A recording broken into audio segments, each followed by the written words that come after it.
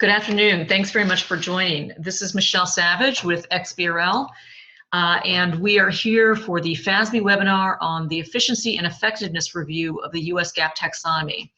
So I want to thank our speakers today. We have Louis Mathern. Louis is the Chief of Taxonomy Development at the FASB, and we have Donna Johanneman, who's the Supervising Project Manager, also at the FASB. And today we're here to talk a little bit about a review of the US GAAP Taxonomy that the FASB is initiating, and they're looking for comment from all stakeholders, from issuers, from data providers, from vendors, and we're going to learn a little bit more about the review and what they're proposing and how to comment and what kinds of information they're looking for. So as we go through the program today, our speakers will be, we can hear our speakers, but everyone else will be on mute. So if you do have questions, please type them into the Q&A link that you see on the screen here. You can just click on that and key in your question, and we'll take them as they come in. And if you have any problems, technical problems as we go through the program, please send us an email at support, S-U-P-P-O-R-T, at xbrl.us, and we'll get you back up and online. I also want to mention that we are offering CPE credit for the program today. So at 2 points during the program, we're going to stop and take poll questions. So if you're getting CPE credit, please make sure that you respond to those questions.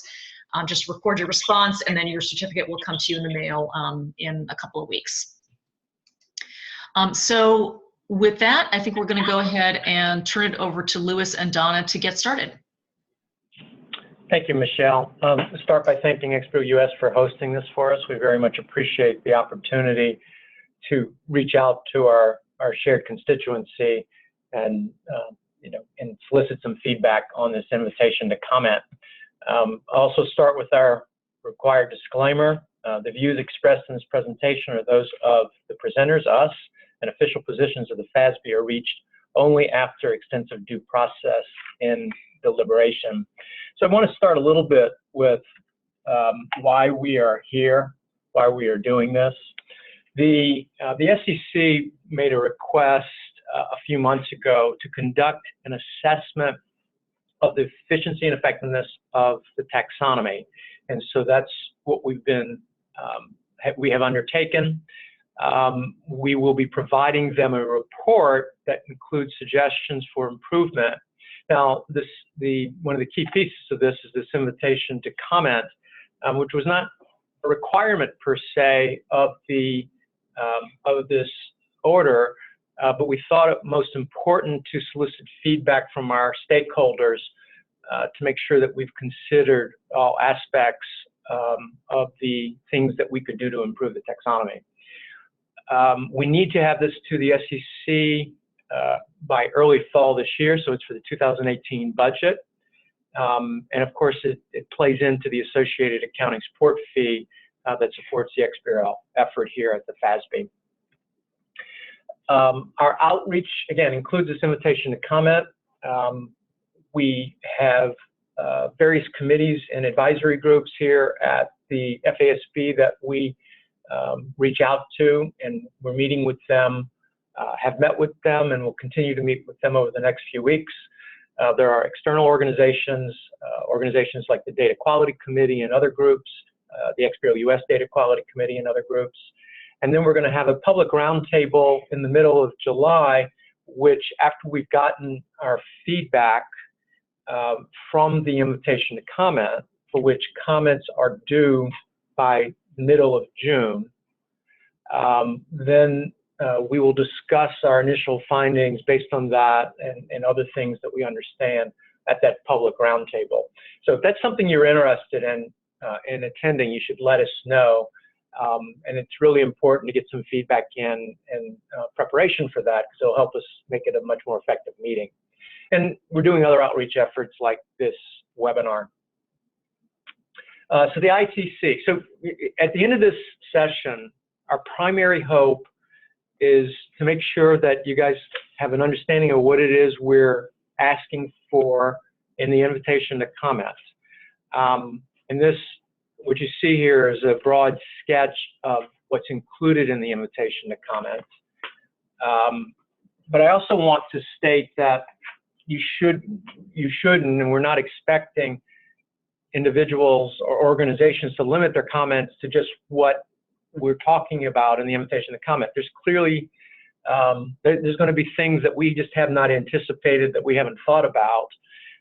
So while we have some of our own ideas about what we can do to improve the taxonomy, I fully imagine that there's other things that could be done to improve the taxonomy. But with that said, the invitation to comment covers three general areas. The first is, of course, some background to talk a bit about our major responsibilities, which I'll go into a bit. We talk a little bit about other ways that taxonomy is being used. Some of you are familiar with the fact that the US GAAP taxonomy is currently being used as a part of the IFRS filing process for foreign private issuers. XBRL US also uses the taxonomy as part of its projects. It basically builds off of it for the surety and solar.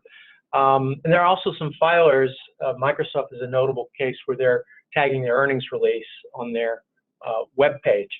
And so, there's a variety of other uses, and we discuss a bit about how the taxonomy is being used in these other spaces and what our responsibilities might be around that.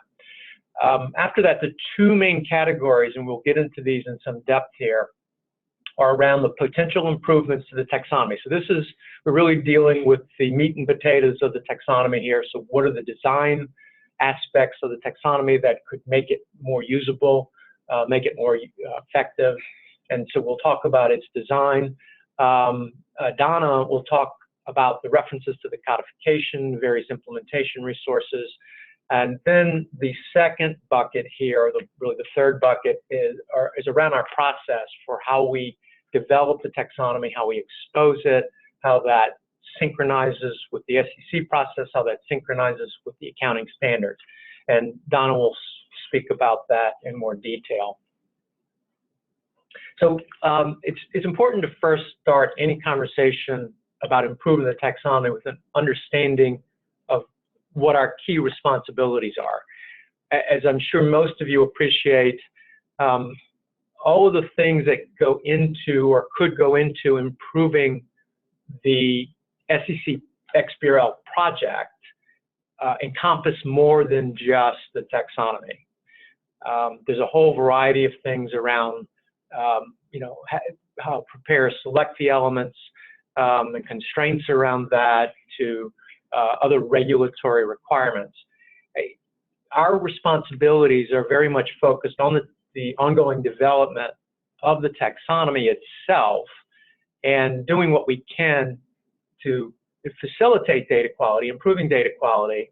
But as you might imagine, it's not something we actually control. We can control what goes in the taxonomy more or less, but we can't actually control how it's used. So, the first point here is our job number one is to make sure that the taxonomy is kept current with GAAP disclosure requirements. So the board promulgates a new accounting standard. It has new requirements that are addition or changes from the past. We need to make sure it conforms to that. We're required to publish the taxonomy as an annual update. So everyone here is familiar with that. And communicating changes with the taxonomy, and then ensuring an open process. So like what we're doing here, we're very focused on making sure that we provide an opportunity for individuals and organizations to comment on the taxonomy throughout the year. And then, of course, we test it to make sure it's suitable for its intended purpose. So let's get into taxonomy usability a bit. And this, again, is really the meat and potatoes of the taxonomy itself. Now, back in 2014, we did an initial outreach. We talked to about 40 individuals, lengthy interviews, to get their, and this is from across the spectrum of stakeholders, from preparers all the way through to analysts. And we needed to get their take on what they thought were the key things we could do to improve the taxonomy. And so, on the left side, we have the registrant priorities, and then on the right, the users. Now, there's a lot of people in between, but this kind of paints the broad picture. So what we heard back then was taxonomy navigation concerns was really the #1 priority, or stated more plainly, I have a hard time finding the elements. So it's really about what can you do to improve the taxonomy so that it's much easier to find the concepts that are relevant for my filing. The second was the inconsistent modeling across the taxonomy. And so this has meant that in different areas of the taxonomy, we may have different approaches to model something that might seem the same. An example of this that we've corrected was the use of the range axes. So when we introduced the range axes, we actually had line items as well that could be used for upper and lower ends of a range. And so that was different. Those were inconsistent ways of modeling. That's an example of something we've corrected, but there's still other instances of that sort of thing in the taxonomy. And then multiple ways to tag the same facts. And that's something that continues to exist today. We, again, continue to scrub that as much as we can. But that was something observed in 2014 and before then as well. Now we go to the data user side of the scale, and there's some similarities here. Inconsistent modeling across the taxonomy, multiple ways to tag the same facts. But then we have this other idea of extension management. So this is the issue about, just what do we do with these extensions? How do we manage them? Again, this is usually stated more plainly as just get rid of those extensions. Of course, we can't just get rid of those extensions, but that was always the common retort. And so the focus there is really, how do we make these extensions easier to consume programmatically? And the final point is this idea of granularity. And this is a concept or an issue that's been debated for a number of years, and it's really has to do with how deep do we make the taxonomy? Do we have something that's really just at a high level in terms of concepts, or do we really want to include concepts that break those things down in a more granular and a more detailed sort of way? And that sets up this next slide, which is intended to really illustrate how we have thought about, it's not just about granularity, it's a little bit broader than that, but it's about how we think about our user community and how that impacts our data property. So if you look at this from, not from the very top, but the middle portion of users, so the market makers to the buy-side analysts, these are investors, and these are individuals and organizations that essentially have, they're investing in companies with a profit motive. So they're using the information about registrants to profit, whereas the individuals above that line, the other users, their purpose is less about investing in the market than using it for identifying trends as an economist or as an academic researcher and so forth. And even here at the FASB, we use the data quite extensively, and we're clearly not investing in the market based on that information. We're using it to inform our standard setting process. And so then when you look at the nature of analysis, you could simply think of this, forget about the macro for a moment. The technical to fundamental is typically how this is, we think about the range of analysis, technical being what is commonly thought of as quant analysis, and then fundamental is when we take into account the financials more broadly, more deeply, and other economic trends. And the macro off to the left is really, it's really just those very simple screens of data that some users will use when they're making their investment decisions. And so the point of this is to see below how that impacts the data properties of both our taxonomy as well as the data that ends up in the hands of the investor. And so if I'm a fundamental analyst and I need that detail, that is going to result in data that has, typically is going to have less structure to it because it's more complex. So we can provide more structure there, but it's typically going to be less structured. Whereas if I'm on the macro side of the scale, it's a simpler structure, so it's more highly structured. So you might think of that as just being simpler on the left to more complex on the right in terms of structure. Similarly, the data will have greater uniformity on the left under the macro or technical than it will have under the more granular fundamental sort of analysis.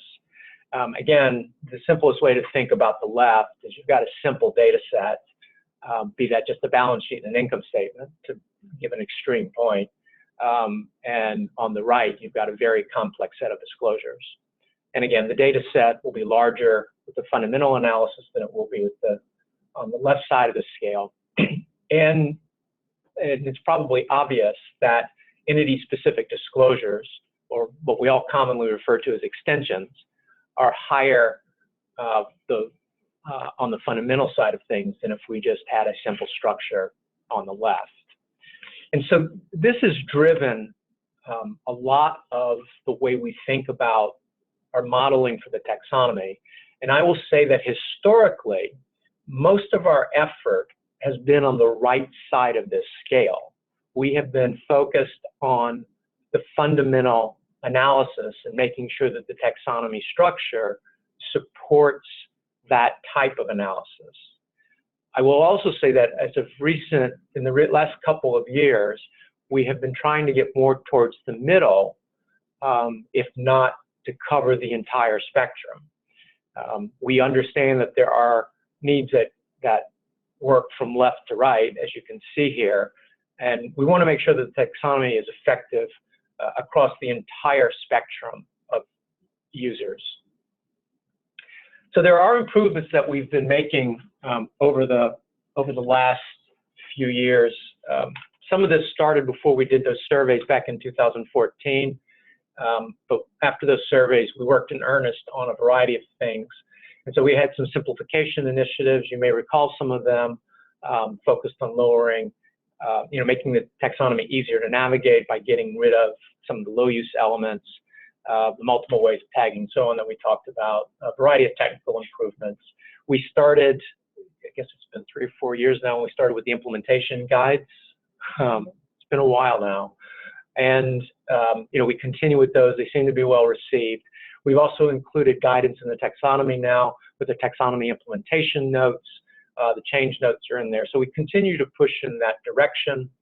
And a sidebar on this, we've been working closely with the XBRL US Data Quality Committee. As the Data Quality Committee is in a position to create rules that help with some of the, how the taxonomy is being used. We provide them feedback on that. That's been helpful. We've, since the beginning, we have been focused on improving the codifications, references, but Donna's going to talk about a different way we're thinking about that now to make them even stronger. And then our topical focus initiatives and development of design principles. There's a lot of areas in terms of taxonomy architecture that are, at least for us, were not well documented, and we wanted to make sure we got those documented. But even with that, we still had concerns that persisted, and so some of those are the low-use elements. We still have, quite a number of low-use elements in the taxonomy.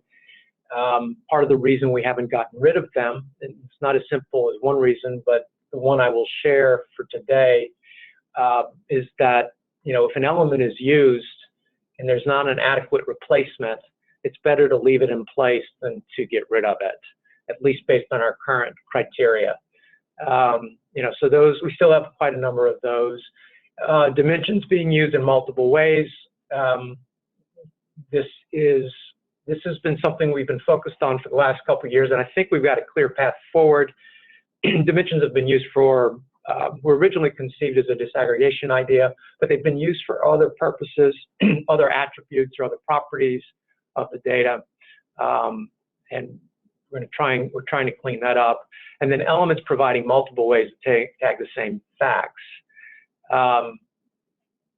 Again, property, plant, and equipment is an example of this, where you can use a line item for property, plant, and equipment gross, and at the same time you could use a dimension with a member and a line item to tag the same thing. So there's many cases of that where in the taxonomy you can tag things in multiple ways. Modeling inconsistencies across the topic. I mentioned this before, and we continue to work on cleaning this up, but it continues to persist. And then the final point, which is the unconstrained and unconnected entity-specific disclosures, are again what we commonly think of as extensions. And those, you know, there's probably other things, but those are kind of the key issues we continue to see in the taxonomy. And I will tell you that from our perspective, we don't think of these, we really see these as symptoms more than a particular problem, because we think the solution to these problems really comes back to some fundamental modeling concerns. And so what we've laid out here are what we believe are two very important approaches that can have a significant positive impact to these issues that I just laid out. And the first is to be able to use dimensions on the primary financial statements. The fact that filers, and it's important to note, there is nothing anywhere that says you cannot use dimensions on the primary financial statements. But it hasn't exactly been encouraged either. And you won't find it in any of our materials where we're encouraging it or proposing it as possible solutions to a certain modeling choice. Revenue comes to mind. With the use of dimensions on the primary financial statements, we can mitigate many of these problem areas that we see here. And dimensions for disaggregation only also has a very positive impact because the user of the data, the users of the data have told us very clearly that when dimensions are used for anything other than disaggregation, it makes it difficult for them to understand how the dimension has been used in the first place. And when there's multiple dimensions being used against any particular fact, it becomes very challenging for them to consume the data. So the dimensions used in the primary statements, you know, some of the key advantages here: eliminating the multiple ways of tagging. I mentioned the PP&E example before. It will clearly reduce the number of elements. You'll have simpler choices to make. If you've currently you have multiple elements to choose from for property, plant, and equipment, but if you know that using dimensions is your primary choice, some of those elements would by necessity go away. This approach also more effectively contains the entity-specific disclosures, or the extensions, because dimensions by its nature provides a mechanism to contain extensions as members. And we believe this approach will reduce modeling inconsistencies. Again, we're using dimensions in some areas, and in other areas we're using line items, sometimes with good reason, but sometimes just because of its location within the taxonomy or because it's on the statement versus in the disclosures. There are clearly some disadvantages. We all know about calculation inconsistencies and what happens if we don't have a report-wide value. There are potential ways to manage that. It might be simply requiring a report-wide value, or there may be other workarounds. I don't think that's a major issue, but it is definitely, it is clearly an issue.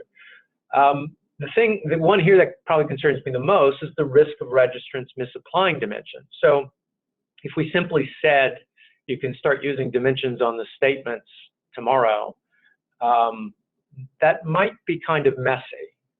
And that's not what we're trying to communicate here. Our intent is that with the use of dimensions on the statement, we would provide some very specific guidance about when to use it and where to use it as we roll it out. So as an example, we might start with something like revenue and a couple of other areas, but it would be done in the context of implementation and guidance. I have a question here about report-wide value. So the report-wide value it has a lot of different, it's defined in a lot of different ways.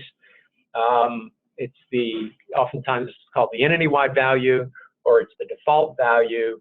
The easiest way to think about it is what shows up in your primary column on your balance sheet, right? So it's whatever your total is for property, plant, and equipment would be your report-wide value, regardless of how you disaggregate that from land through equipment and so forth. And the final potential disadvantage here is this visual mismatch, but really think that, again, it's just a visual thing, and with the potential introduction of inline, it will also become of secondary importance. And dimensions for disaggregation only. So, I want to point out that we've been working down this path now for a couple of years, and I think in many respects we largely have this in place, but we've never had the opportunity to really give it airtime like we do now and make sure that everybody is on board with that. And so, we've been working with a group here, our Dimension Working Group, and it's been a labor of love for some of us to get to these answers. But we have come to an agreement that limiting the use of dimensions for disaggregation was clearly a thing to do from a consumption perspective.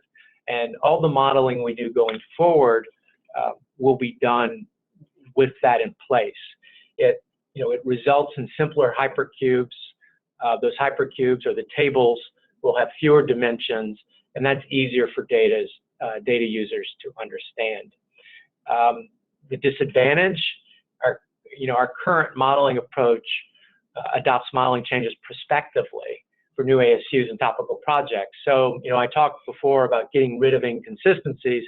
This, in some respects, in many respects, perpetuates inconsistencies because we have taken an approach that's prospective, and we think that's the best approach.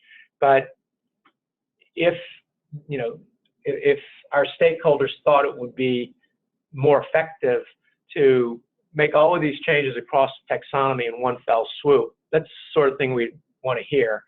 I personally can't imagine that. It would seem very disruptive, but if stakeholders thought that was a good approach, then it would be good to hear that. So these are the questions that we have in the taxonomy around taxonomy usability. They're very simple questions. Should dimensions be used in tagging primary financial statements? Should dimensions be primarily used for disaggregation with a limited set of known exceptions? I want to be clear that we're not trying to limit feedback just to these two questions. These, from my perspective, are really just to kind of stage it and start the conversation. But this is where we've left it within the invitation to comment. So at this point, I think we're going to go to a polling question. Oh, no, I'm sorry. At this point, Donna's going to take over and talk to us about references and usability, and then we'll have our polling question. Yes. Okay, thanks, Louis. So one of the other areas that we're looking at is a reference project that we've been working on for a couple of years. And when references were added to the taxonomy, it wasn't always with the perspective of the specific requirement, and so reference were added to elements if they were related to that area. So you might have text blocks, line item elements, members of a dimension, all referenced to the same paragraph, which may or may not be applicable to the intended tagging for that specific requirement. And we've heard from stakeholders that it would be easier and would assist data quality if the references were more targeted to the intended elements for that disclosure. So as I mentioned, we've been working on that in a phased approach, and we've made changes in the last couple of taxonomies, and we're continuing for 2018. And as you can expect, it's not always an easy direct one element for one disclosure requirement. And so we're working through to determine what makes sense that will assist with element selection. And depending on the feedback and the priority that's given to this project as a result of this invitation to comment, We do expect to publish a style guide for references at some point that establishes that criteria for adding a reference for the staff here to follow for consistency. So with that in mind, we are interested in feedback for consideration of devoting resources to this project. Will it make the taxonomy more effective and efficient, or is there something else that would be more helpful for element selection that we should spend our time on? Another area that we do devote a lot of time to is resources. And we've expanded this in the last few years to assist with element selection and implementation of the taxonomy. Some of these are within the taxonomy, as Louis noted before, the change notes, the taxonomy implementation notes. We also have added in the 2017 taxonomy templates. We have others that are external, such as our taxonomy implementation guides, FAQs, and release notes and other collateral we provide with each annual taxonomy release. However, one of the problems with all of these various resources, it's nice to have all of these, but it's not one place to look to understand the intended modeling and to select the appropriate element. Do I look at the guides first, or the FAQs, or the taxonomy implementation notes? So where do I go? So having it within the taxonomy seems to be ideal because it'd be one place to find everything, and you're already there looking for elements. However, that structure does not always lend itself as the best way to convey information, and it is limited in what we can provide by the structure. And so an external resource may be better for illustration. However, all of these resources do take time to develop and maintain. And so we want to get some feedback on which of these resources are the most efficient and effective, what priority should these resources have so we can devote our time to the most useful ones, or is there something else that we should be considering to help with the usability of the taxonomy? And now I think it's time for a polling question, and so I'll turn it back over to Michelle. Thanks very much, Donna. And Louis, thanks very much. That's been really helpful. And we have gotten a bunch of questions in, which we'll take it at various points during the program. But right now, let's go to questions. So if we could bring up our first question here. And for those of you getting CPE, remember to please click on the buttons here and make your selection. So the first question, when does the comment period for the FASB invitation to comment on the US GAAP taxonomy end? Is it June 15th, 2017, June 20th, 2017, or July 15th, 2017? Please click on the button that you think most represents the correct answer, and then we'll move to our next poll question.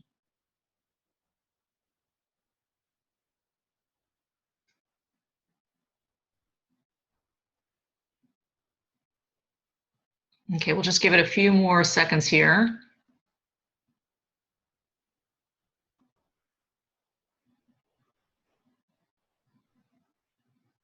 Okay, we're going to go to our next poll question.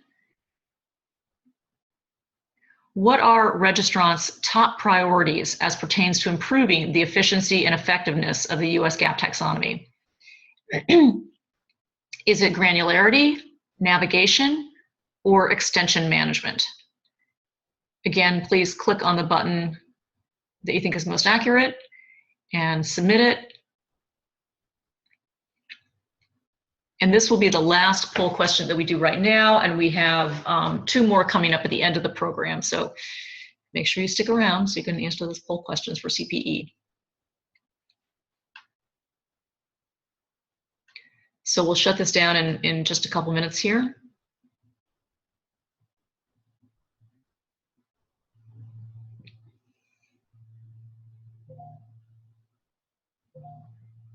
Great. Okay, well, thanks very much. I'm going to turn it back over to you, Donna. Okay, great. Thanks, Michelle. Okay, so Louis, I think you'll need to share your screen again. So hopefully everybody can see that. Yep, looks good. Sure, at the beginning of the day. All right. Let me just get back to our spot here. Whoops. A little wild here. Okay. Yeah, so next one. Nope, sorry, did we go too far?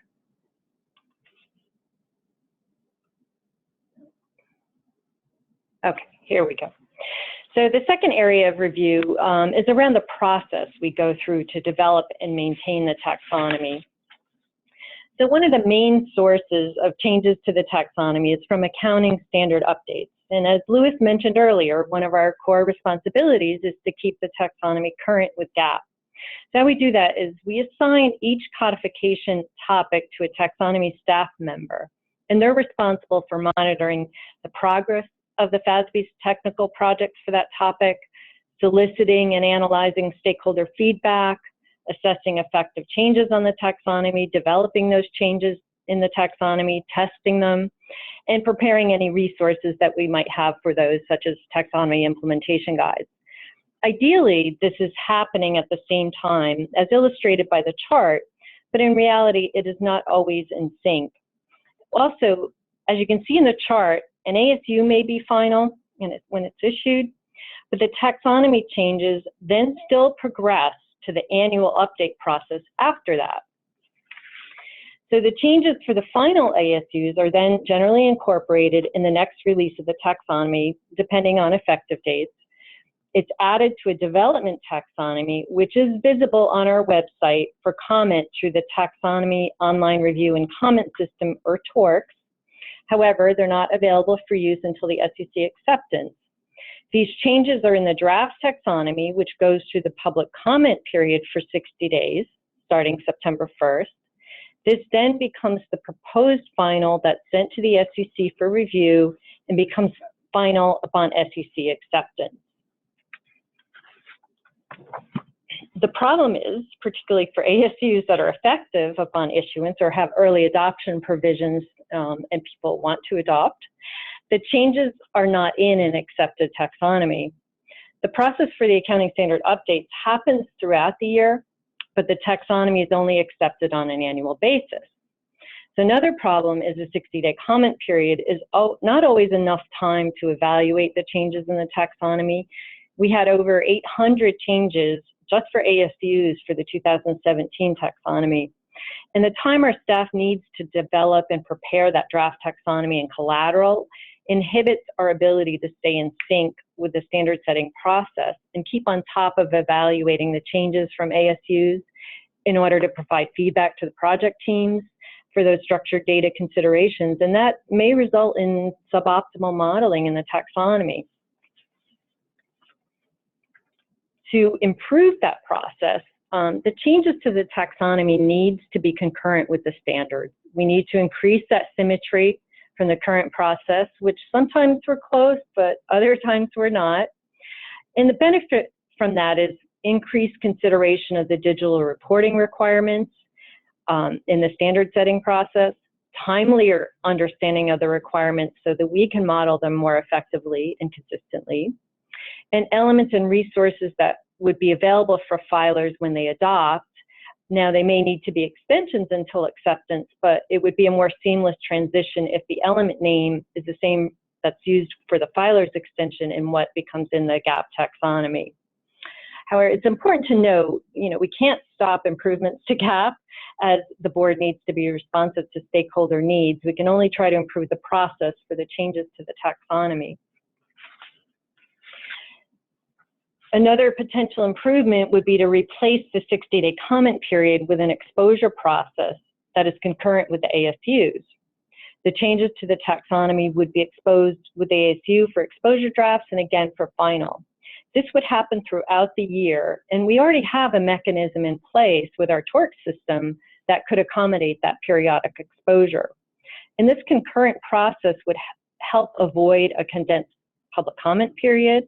It allows filers to evaluate the changes to the taxonomy together with the ASU changes to their reporting. It would be targeted to those changes and not the entire taxonomy. Technical changes would be exposed with more lead time for developers, and it would help alleviate the staff resource constraints during that time, which help maintain the synchronization with the standard setting process. So we're looking for feedback on whether these improvements to the process would make it more efficient and effective.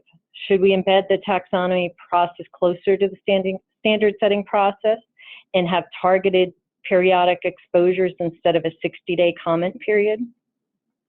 And I want to note this comment period for the I2C, this invitation to comment, ends on June 15th. So that's only a couple of weeks away.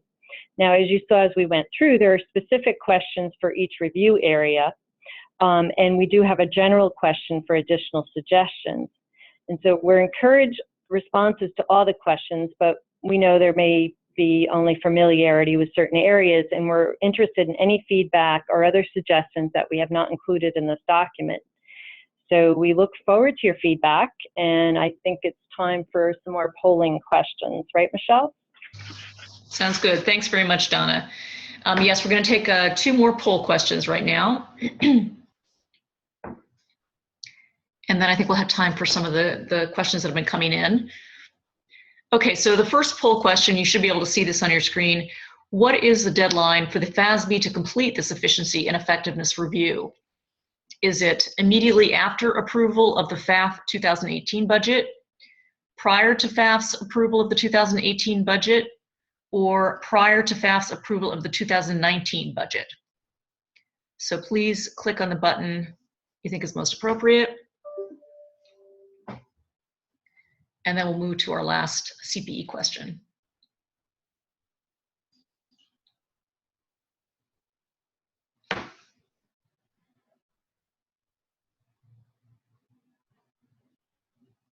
And for those of you who have questions for the FASB, many of you have sent in questions, but I just want to remind you to click on the Q&A link, and then you can key in your question there, and then we'll take them as they come in.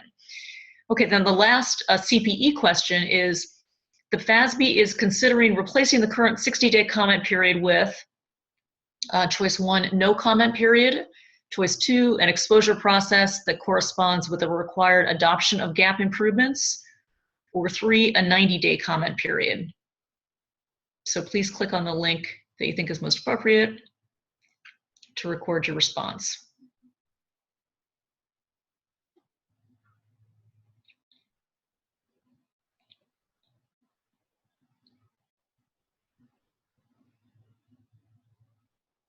Okay, we'll be shutting this down in just a minute here. So please make sure you get those in. Great. Okay, well, thank you. And Donna and Louis, before we jump into the questions that we've received, do you have any further comments? That was our last slide, right? Yes. Okay.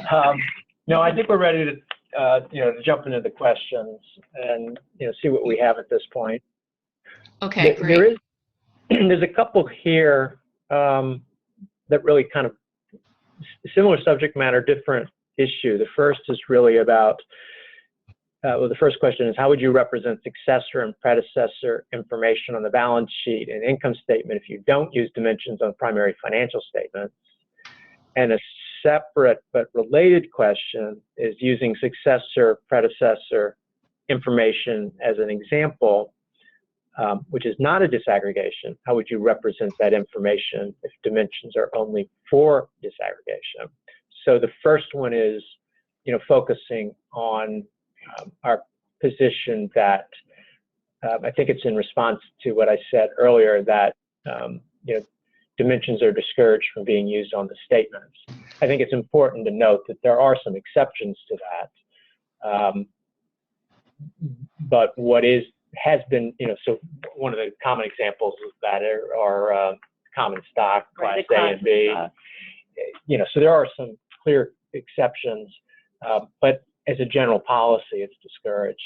But Donna, can you speak a bit more to this successor predecessor question? Yeah, I would actually still consider that a disaggregation. If you think about your predecessor value, there's adjustments to those to get to your successor values. Now, you may not show those adjustments, but inherently it is kind of a breakdown, if you will, of where you end up in your successor value. You have what you started with, the adjustments to that, and then ending up at the successor or report-wide values you would expect at that point.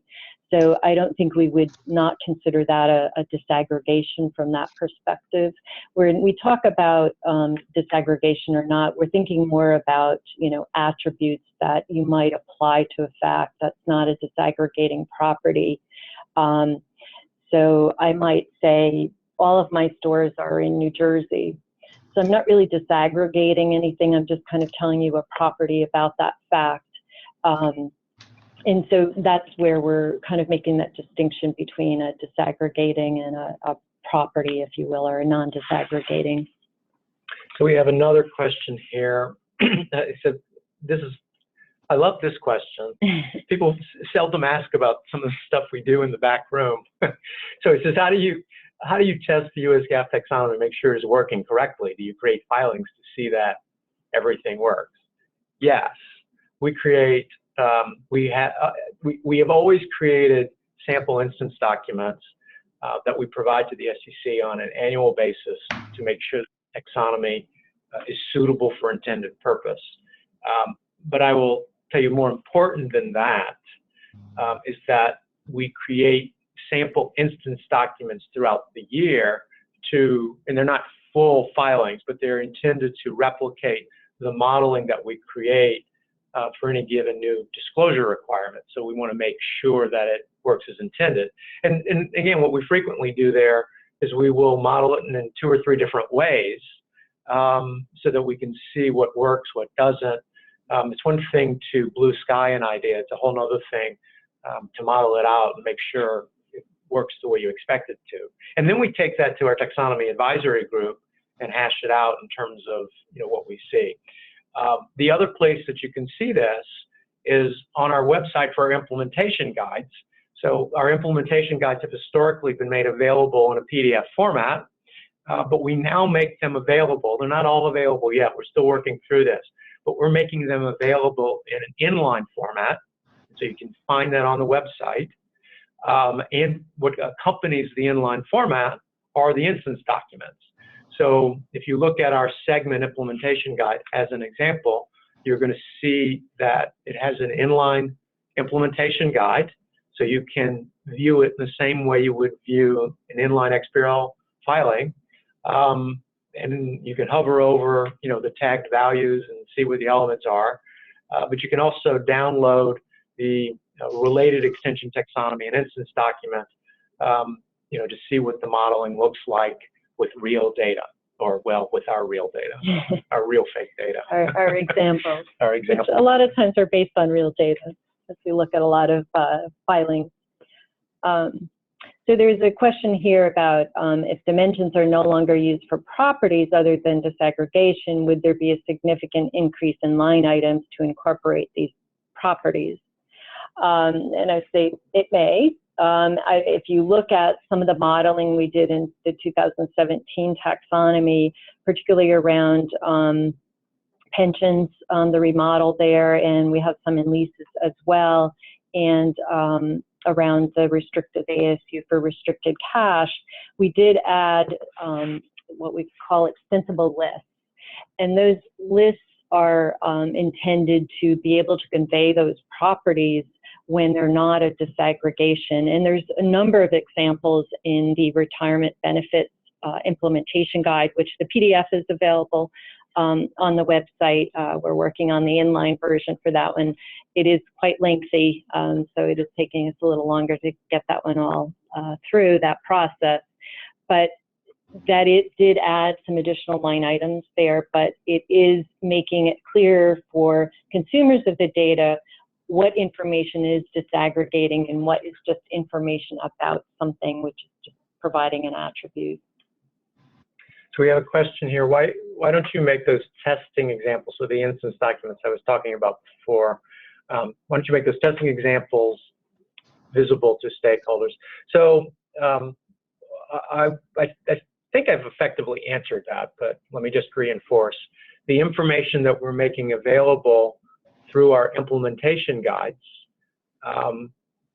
are those testing examples. The things that the full instance documents we do at the end of the year are I think, long-term less relevant. The ones that are relevant are the ones that we do as a part of the implementation guides. I will also point out that anytime we expose we create those items, we expose them to our taxonomy advisory group, and they are posted on our website as highlights from those taxonomy, from our tag meetings. So they are visible through our tag page on the website. Hopefully that answers that question. Yeah, so we got another question about describe the difference between a dimension and a property, and probably, hopefully, it might have been some of the terminology I was using, so I'll try to clarify. So we were talking about how a dimension, we could use it as a disaggregation or use it to convey an attribute or a property of something. So if I had debt and I had $1 million of debt and I said it's all fixed rate interest, if I put a fixed member on that to convey that that interest rate is fixed, it's not really disaggregating that information. I'm just telling you information about that instrument. So it would be better conveyed differently than using a dimension if we're trying to use those for disaggregating properties. Now, if I said I have 100 million of debt and 75 is fixed and 25 is variable, I may then be disaggregating that by a dimension in the sense of that interest rate attribute, if you will. I'm disaggregating by that attribute as opposed to just providing you information about it. Hopefully that helps. And one question here asking about our comment deadline. So the comment deadline is June 15. If we get a comment after June 15, we're not going to ignore it. But suffice to say, we're focusing on getting our recommendations together. We're going to be focused on getting to the round table, the public round table. So I would encourage everyone to comment. We do want to get as many comments in as we can. To please get those in by June 15th. We understand that's not a long way out, but it's most useful to us by that time frame. We're still receiving questions. Okay. So there's a question about what mechanism are you intending to use for properties if not dimensions? As I mentioned before, we did incorporate extensible lists in with the 2017 taxonomy to convey kind of that information when it is not a disaggregation of the value. And you can see extensive discussion of those in the retirement benefits guide. There's some of it also in the leases guide to kind of help you, more information about how that would be used. So this, our favorite question here, subsequent events. So what about subsequent events? Subsequent events uses dimensions, but that is not a disaggregation. Yes, we agree. Dimensions for disaggregation is very confusing. Perhaps this is because of the definitions provided. I think, it'd be useful to dig into that some more. I don't know who is making the comment. It is one of those that once you dig into it some more, it becomes much clearer when we say dimensions for disaggregation. And it really is, at the end of the day, understanding how you're breaking something down into its component parts. And it's usually obvious when you see it. In the case of subsequent events, that is not a disaggregation. And based on the principles that we're following now, we would not use subsequent event dimension the way we are currently using it. So there are some exceptions to this principle that we're proposing. Again, I say proposing, we've really moved down this path, but depending on the feedback we get, there are different possibilities. But there are a couple of edge cases. There are some things that we know are not disaggregation. The range axis is not a disaggregation.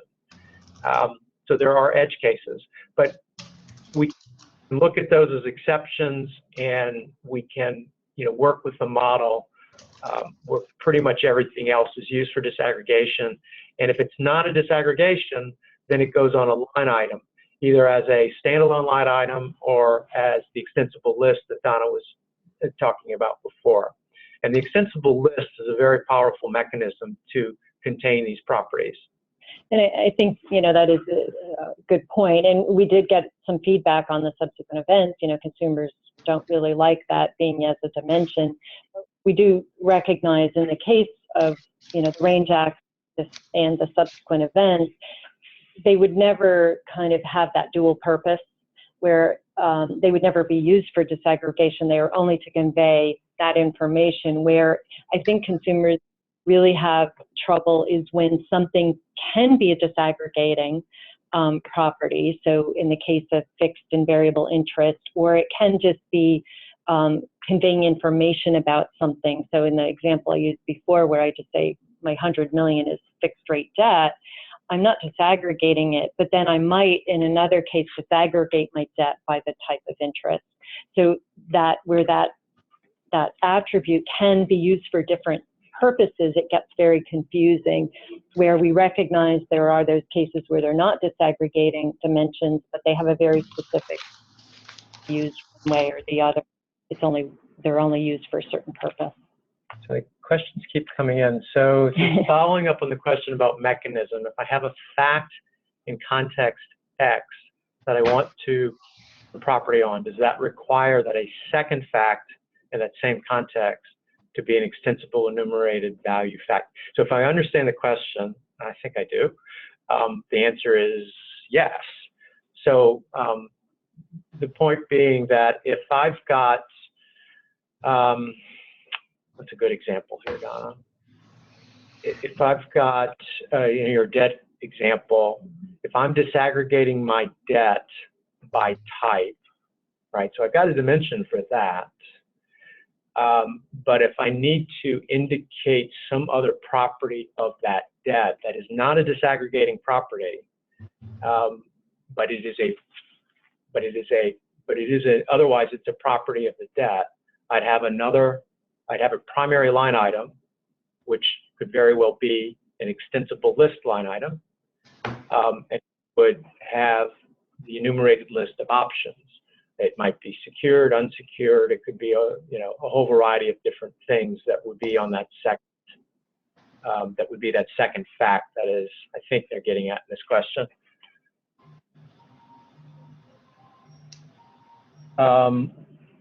What keeps taggers creating ESDs? Extensible For extensible lists. For extensible lists, like they do for dimensions.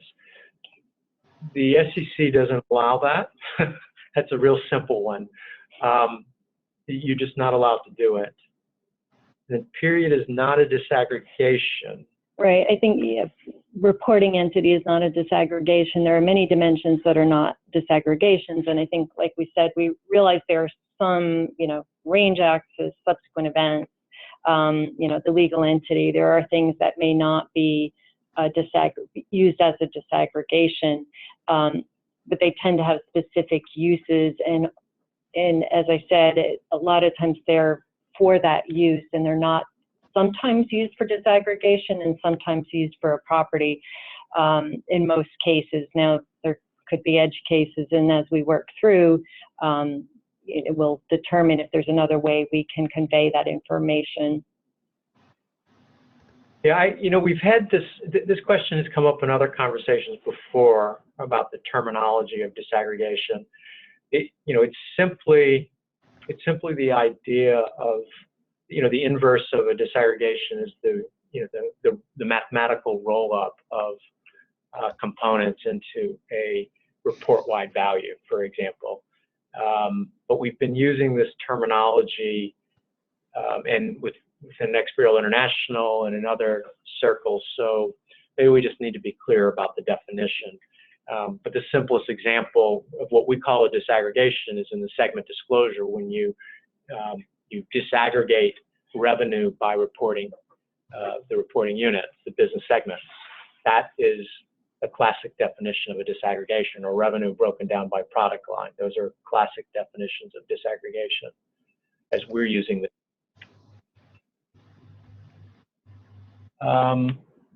I think we're at the top. We are at the top of the hour, Michelle. We're happy to take more questions, but I think that I think we've got what we're going to get for today. So please comment by June 15th. And there is the roundtable, so coming up in July. And so if you have interest in that as well.